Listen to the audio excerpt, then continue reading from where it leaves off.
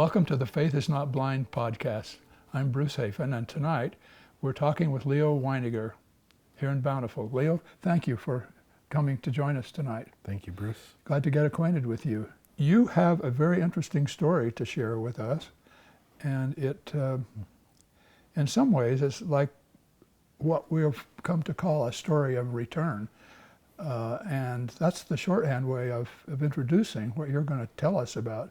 I'm eager to kind of jump right into that. Maybe we should start with the early part of your life, particularly focusing on your upbringing, the development of your faith.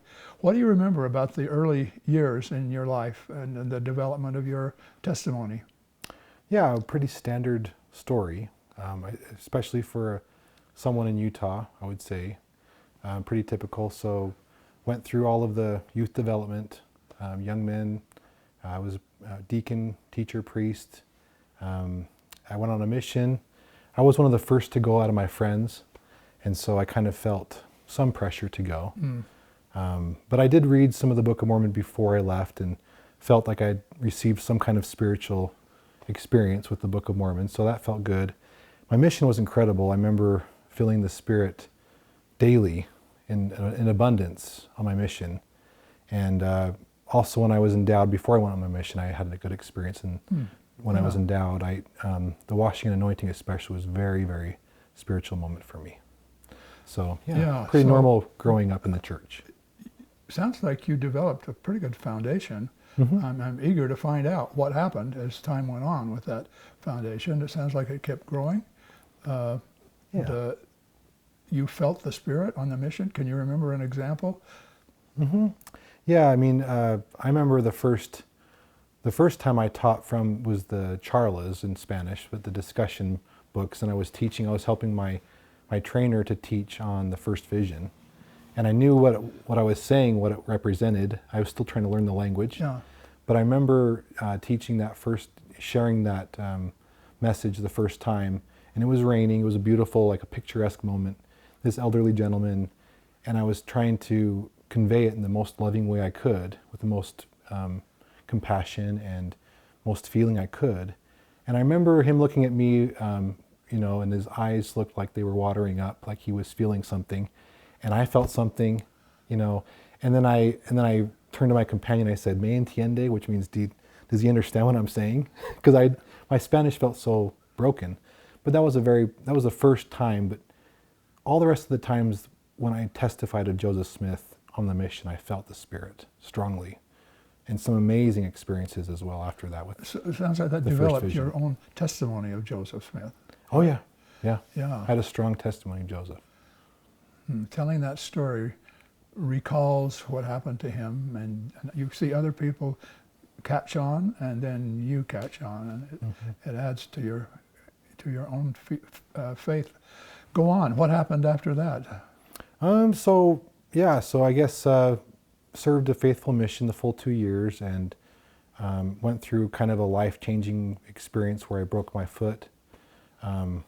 Wasn't a smart move, but it was probably for the best because I was going to the U, and sorry to all to the U fans out there, but I was going to the U, and then I dropped out of the U and went to BYU. I felt like I needed to go to BYU. And I had some really good experiences there. Religion classes there were very helpful for me. At the time, when I was going to BYU in the early 2000s, there wasn't a lot of church history open discussion, and so that will tie into my faith crisis. But up until that point, when I was in my early 20s, I really didn't know much about church history. And I take responsibility for myself for not knowing much. But I also now have a more balanced view of I could have probably received more instruction on some of the difficult issues in church history. Yeah, but do you think that's fairly typical of the experience others were having, that they don't know a lot about church history by the time they get to that point? It's not really required in the church curriculum or even BYU, except maybe Doctrine and Covenants. So that's an interesting tip. We may want to come back to that because knowing more about church history, you can point us toward later, but is it good or not so good to know a lot about church history? It is so good to know as much about church history as you can, as early as you can. As early as you can. Yes. Yeah, that's important. We will come back to that. Yes. Okay, keep going now. You were married. You met your wife at BYU. Yes. Yep. It was a classic meeting. We met in some apartments there where we both lived, and I was her home teacher actually for a time, so that kind of helped. And but yeah, we fell in love. Pretty typical experience, and then we got married. And then had our first kid, our first baby, our son, our oldest son, and that was about 10 years ago. He just turned 10. So that's when the shelf crashed. The shelf crashed. Talk specifically about that. What do you mean the shelf crashed? So I didn't know much about plural marriage. And the first video I remember, I watched a lot of videos and read a lot of stuff on the internet at the time. But the first video I saw, which was in 2011, was a video of the Manti pageant with all of Joseph Smith's wives lined up. And they were evangelical Christians that had come to protest the church. But the women had, each came representing a different plural wife. And they had a little sign on their chests, and they were talking to people and saying, my name is, whoever it was, and they would explain their experience. Why were they at the Manti pageant? They were trying to protest the church by using that part of history. Okay, to so shock this was, people. Okay, they were kind of mocking the idea of plural marriage by imitating it in that way. Oh yeah, I think they see it probably not necessarily as mocking, from their perspective. I see why we would say mocking, but for their perspective, they're trying to teach the truth, right? They're trying to share the truth and help to open the eyes of members. Get people thinking about it. Yeah. And did that get you thinking about it? Oh yeah. Why? In what way was that? Was that new for you? It was new information. Yeah, I didn't really ever come across that. And again, it's partially my responsibility to have studied that. I thought church history was boring, and that's when my curiosity took over. Yeah. To see that, like, is this true? Yeah. Oh, okay. You hadn't been curious enough before to be much of a self-starter in your in your searching of. I was a lazy learner. Yeah. So. Yeah. So keep talking then. Yeah. So so that's what happened. That's kind of the other term that we use in this faith journey lingo is going down the rabbit hole. And that kind of sent me down in my journey down the rabbit hole and started researching other critical information.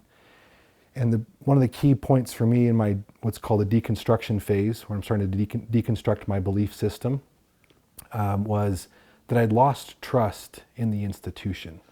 I was blaming the institution for not teaching me these things. Oh, so you blamed them for the fact that you didn't know about it. Right. Right? Yeah. I thought, this is such important information, why wasn't I taught this from an early age? Yeah. And so did you conclude somehow that the church had not been talking about polygamy ever, or did you just miss it? Yeah, I'm a pretty fair person when it comes to who has responsibility. I hold myself responsible, personal responsibility, but I do think we could do a better job in the church, in families, and I know that we're doing a good job in seminaries, institutes now with our younger kids, and a lot of bishops are reading the Gospel Topics essays now. And now, yes. Now, but at the time, we didn't really have an open dialogue about. It was the correlated material that we offered in the church. Our critics call it whitewashing, right, of church history, and or hiding the truth. And I'm not going to say that's what we did, but because I don't believe that, but I do believe that we could have done a little bit better job in being more open and discussing these things, maybe even in young men's lessons or something. Could have had a teacher that would have said, there's some issues that we could probably wrestle with together as a quorum or something. Let me ask you a question about that, Leo, because I'm thinking of my own experience during the time you talked about. So this was, what year was it when you had the experience at the pageant? I was watching a video on YouTube, and it was in 2011. Okay. Yeah. In the early 90s, BYU joined with the Macmillan Company, an internationally known publisher of encyclopedias, to publish the Encyclopedia of Mormonism. Yes. And it has a pretty thorough treatment of plural marriage. And so when I have heard people say the church didn't, it's as if they didn't want anybody to know about it, they'd hidden it. Right. But I guess I'm just wondering why I had heard so much about it and you hadn't. I think that tells us something we need to know, that it's not, what made you feel that you had been deceived? Yeah, you know, I'm a skeptical person naturally. I've always been very skeptical.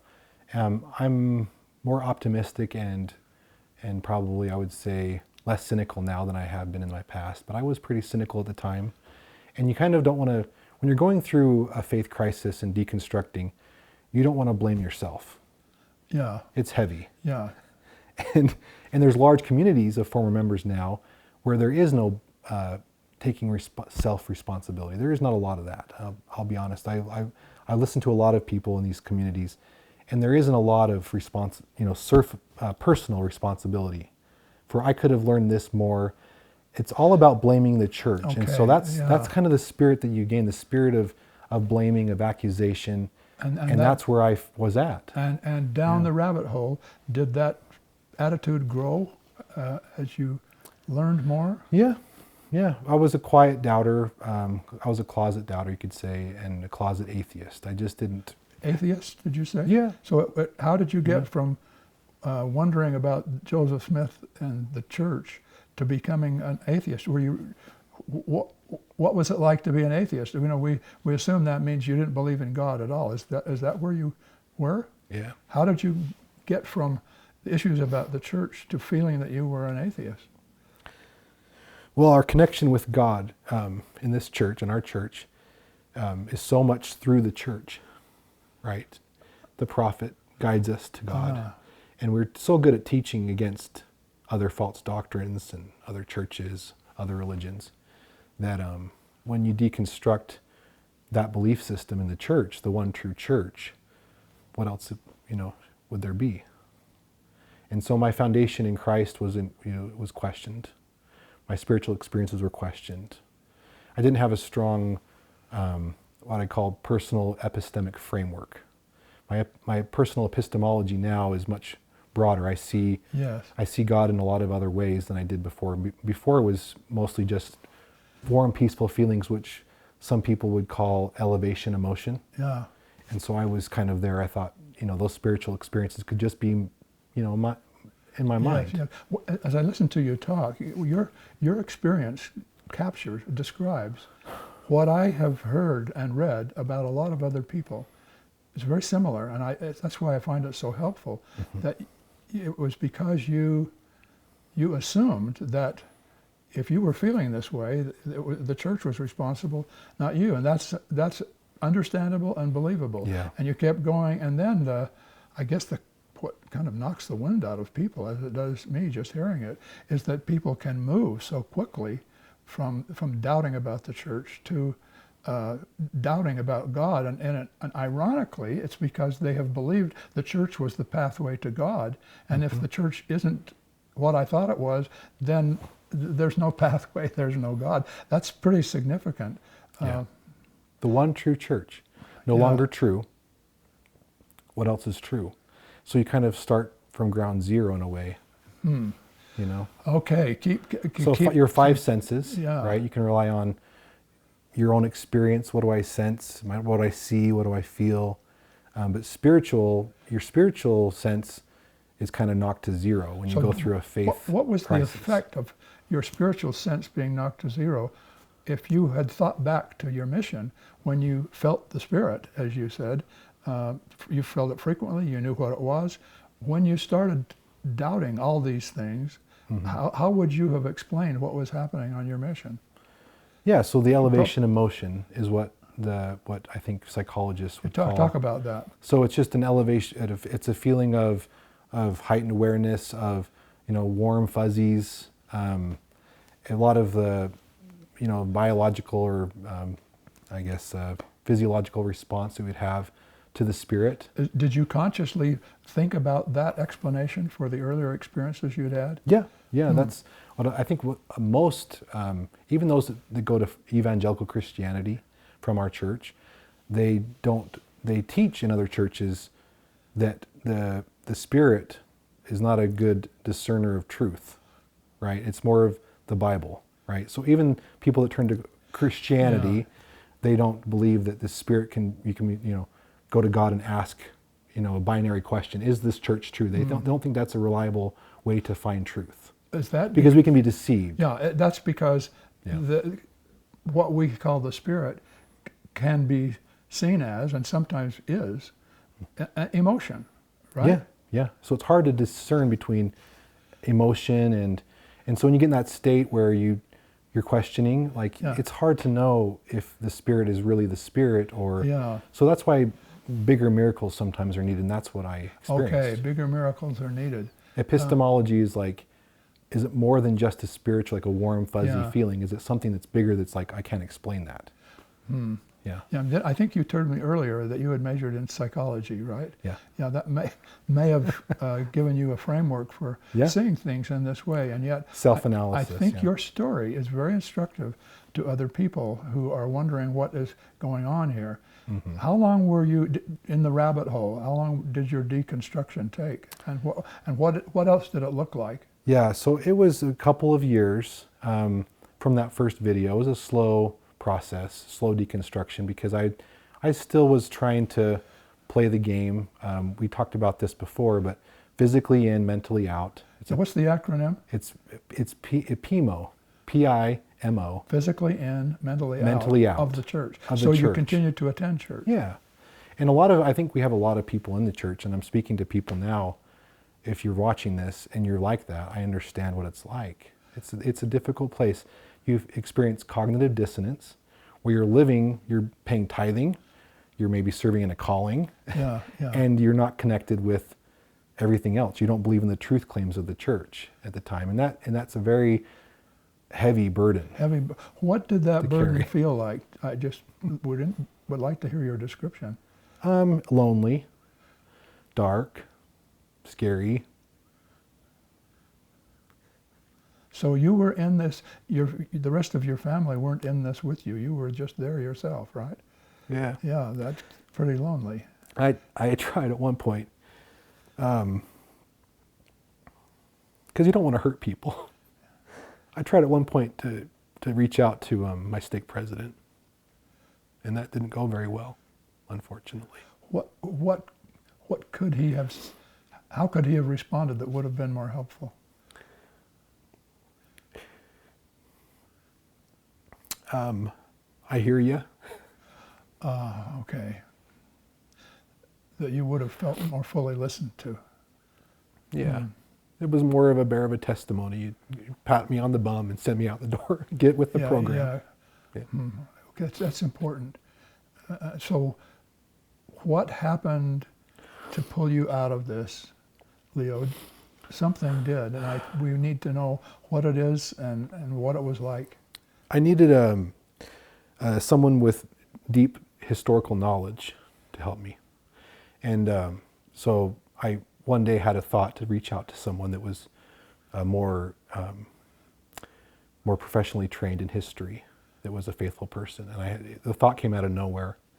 And that's kind of I call it my spiritual defibrillator. It shocked me. Yeah. It was like, whoa, what was that? And because I was kind of dead inside, spiritually dead inside at the time. What approach did he take with you, in contrast to what happened with your stake president? I needed someone that would listen and acknowledge the facts that I was struggling with, the facts of history, especially around plural marriage. I really struggled with that. And I needed that person, whoever it was, I needed someone to say, I hear why, I don't understand why this is difficult. Yeah. And I've wrestled with this. And I would encourage you. And so this person I reached out to was a miraculous experience that I had. Like I said, the Spirit spoke to me out of the blue. And I reached out to this person, and it was, and anybody that's having a faith crisis could work one-on-one with someone like this. There's professors at BYU, for example, who have open door. And they an open email. You reach out to any of them, and they'll at a drop of a hat, they'll minister to you. So what were you doing trusting a BYU professor? You'd kind of lost trust in the institution of the church and God, and yet you went to see a BYU professor. Yeah, That's a different sense that you get from someone who's spent a lifetime studying and is trained to study and understands history and is what seems to be an honest and kind person. And the person that I worked with at BYU was checked all the boxes. How did you know that? Had you had him as a teacher before? Yes. So, yes. okay, you were going to someone that I had appreciated before in college. Yeah. But I hadn't thought about that person for years, and that's why it was such a miraculous experience. Out of the blue, I heard those words. Okay, that was the significant part of the miracle, is that you heard those words. And what was that? It was contact this person. It said, the Spirit told me exactly who to contact. And how did you get that impression? That's what the miracle is. I wasn't thinking about the person. It was out of the blue. It was like a lightning strike. And actually was, I now would say to people that it was an audible voice, because I was dead inside spiritually. It wasn't a spiritual, it was like an audible voice. I heard a voice that was said, go see him. Go contact this person, yeah. And I didn't deserve it. Just an act of grace. You were ready to see him even before he started talking, is that right? I trusted him. I liked him from my class. I knew he was smart. Okay. I knew he was a good so person. So important for leaders, for teachers, for parents. You trusted him. Yeah, because he was so intelligent, and I thought, if someone knows about this stuff and is able to stay in the church, how can you do that? And the term that people use that criticize the church is called mental gymnastics. And I was curious to know, is this person able to perform at the highest, Olympic level gymnastics and work in a job, teach the gospel? Yeah, is so honest and so sincere, but so brilliant in church history. How can this person manage that? And so that was part of my curiosity. How many times did you talk to him? Was it over a period of time? We talked over a period of time, but it was through email. My first email really set me on my path. The message was, I hear you, which is what I needed. Yeah. I love you, and that was also good. But he said, in his email, he said, these are some of the facts, and I acknowledge those, and we can acknowledge those, that's true. He said, why don't you try to, and it sounds like you're starting to assign new assumptions. You're making new assumptions about these facts. You're assuming new things about these facts. And he actually outlined some of my new assumptions that he thought, that it sounded like I was making about, it was about Joseph Smith. So the problem was not so much about history per se, but about the expectations or assumptions you had made? The meaning we place upon the facts of history. Because any fact of history can be interpreted 1,000 different ways, Yeah, talk more about that. I think it's a really important point. It's really important. Yeah, it's super important because you can look at any historical figure and the facts can say for one person something, very, very, damning, or something that's actually kind depending of exalting. Depending on the assumptions that they bring to it, right? Right, and their knowledge of history. How does history work? Yeah.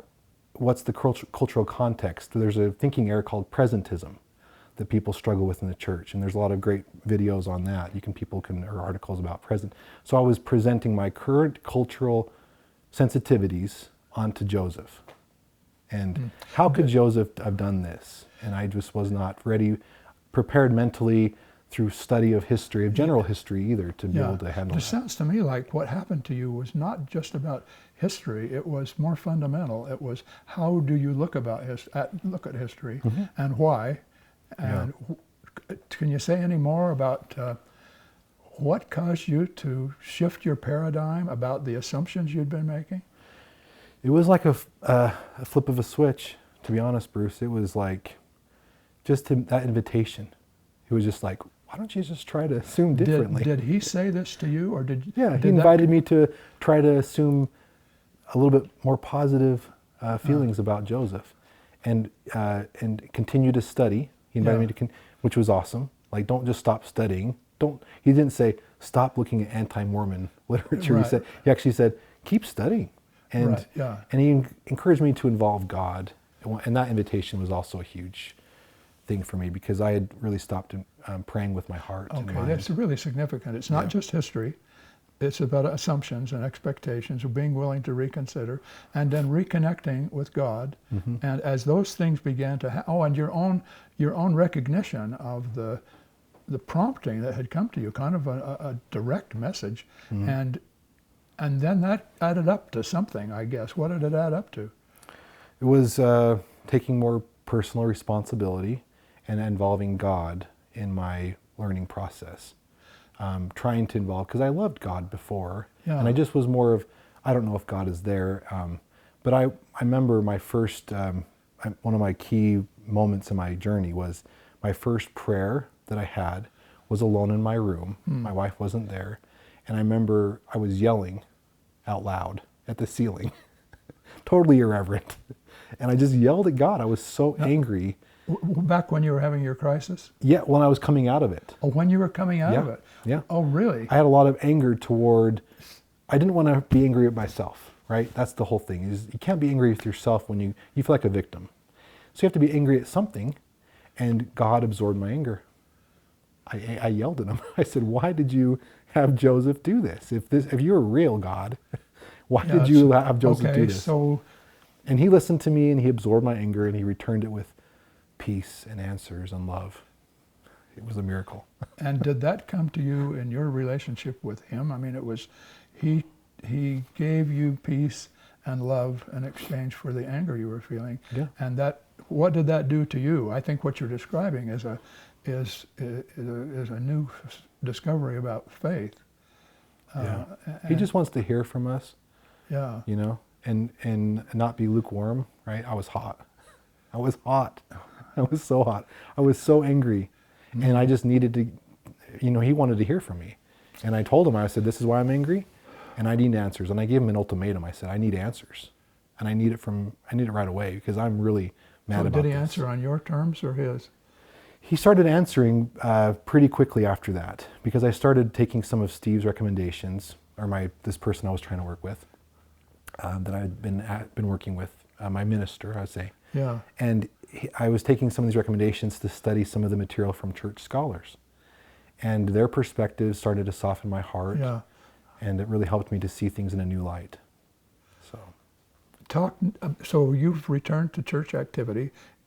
You're not just physically in, you're mentally in, and your heart is in it sounds like. Yeah, and it's been quite a wrestle, though. I mean, I feel like once you've gone through something like this, the dark night of the soul, it's almost like you still feel lonely. It's hard to belong at church sometimes. Still. That's not unusual, and I'm glad that you would be candid about that. As people are having these experiences, it's helpful to know that can be. It's a process. It is a process. I'd be interested in sort of linking back to the way you talked before. Before you went on your mission, you grew up. I am a Mormon boy, and how is your faith different now from the way it was then? What has the rabbit hole done for you when you sort of found your way back in the way that you've described? My faith is definitely different. I'll be honest. It's deeper, it's broader, wider, and it's a little more nuanced. I see things. When I reconstructed my belief system, I received a lot of answers that dealt with who prophets really are. How does revelation really work? Yes. And the way I see the church now, I believe it's God's true church, but I like the living part, where the restoration continues. Yes. And there's a lot of things that I see now that I didn't see before. How is your relationship with God different now from the way it was before? I've spent a lot of time interacting with evangelical Christians in my reconstruction process. Part of my time spent over the last 10 years has been kind of debating people about church history issues, because I want to defend the church. But I've learned a lot from these good people, our Christian friends, about grace. And grace is probably the biggest thing that's really helped me, is to know that God, this life is a gift of grace. The earth's a gift of grace. I see Christ's atonement as a gift of grace as well. And all these things that are unmerited favor for me personally. and that God loves me even though I've been through this, even though I feel alone sometimes in the church. I feel like I'm still loved and wanted. And you didn't really know that because of grace. before. Yeah, there's a sense in which what you went through opened up a new perspective on the church, on history, your relationship with God. It had both intellectual and spiritual components. Mm-hmm. And so it was not just an emotional thing. It was reinforced by what you discovered about history and the way you looked at it. It's a really great story, Leo. What would you say to people who are still in that rabbit hole? I mean, I want to look them in the eyes and tell them, I love you. I love you. Yeah.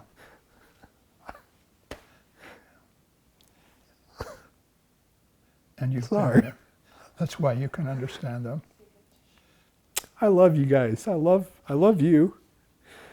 And there's people that understand and that want to help and minister to you. And I'll be the first one to raise my hand and say, I want to talk to you and love you and work through the concerns that you have together. If no one else you have, no one else that you can trust, I will be one person. And I'll point you to others maybe that you want to talk to that might be helpful too. Other church scholars. So I work with a lot of church scholars and help people if I can now. Yeah, your story is in some ways a rediscovery of trust in God, the church, church scholars. It was all linked. And what you've told us is a way to get the links back into connection with each other and with you. Trust is interesting now. Yeah, trust is important. When you first hear something new that turns out to be true from a source that is new, and the prior source that you thought that should have told you didn't tell you, your trust can shift immediately. Yeah. And that's what happens. And so you have to be able to reshift your... But you can shift it back. That's what you've told us beautifully, Leo. Thank you so much for that. you. Thank you for sharing your experience so candidly. You're welcome. It will be very helpful to a lot of people. I hope so. Thank you.